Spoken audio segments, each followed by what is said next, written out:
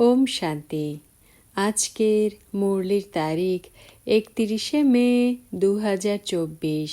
প্রাত মুরলি মধুবন। মিষ্টি বাচ্চারা, বাবা এসেছেন কাঁটাকে ফুলে পরিণত করতে।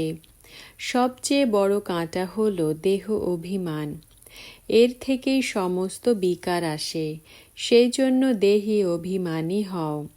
প্রশ্ন: ভক্তরা বাবার কোন কর্তব্যকে বুঝতে না পারায় বাবাকে সর্বব্যাপী বলে দিয়েছে?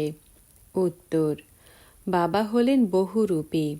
যেখানে প্রয়োজন হয় সেকেন্ডে কোনো বাচ্চার ভেতরে প্রবেশ করে সম্মুখে থাকা আত্মার কল্যাণ করে দেন, ভক্তকে সাক্ষাৎকার করিয়ে দেন। উনি সর্বব্যাপী নন, কিন্তু খুব তীব্র ধারালো রকেট। বাবার যাওয়া আসায় দেরি লাগে না। এই কথা বুঝতে না পারার জন্য ভক্তরা সর্বব্যাপী বলে দেয়। ধারণার জন্য মুখ্য সার। প্রথম পয়েন্ট: সুযোগ্য আর সুবুদ্ধি সম্পন্ন হওয়ার জন্য পবিত্র হতে হবে। সমগ্র দুনিয়াকে হেল থেকে হেভেনে পরিণত করার জন্য বাবার সাথে সার্ভিস করতে হবে। ঈশ্বরের সাহায্যকারী হতে হবে। দ্বিতীয় পয়েন্ট: কলিযুগী দুনিয়ার নিয়ম কানুন, লোক লাজ, কুলের মর্যাদা ছেড়ে সত্যিকারের মর্যাদা সমূহের লালন পালন করতে হবে। দৈবী গুণ সম্পন্ন হয়ে দৈবী সম্প্রদায়ের স্থাপনা করতে হবে।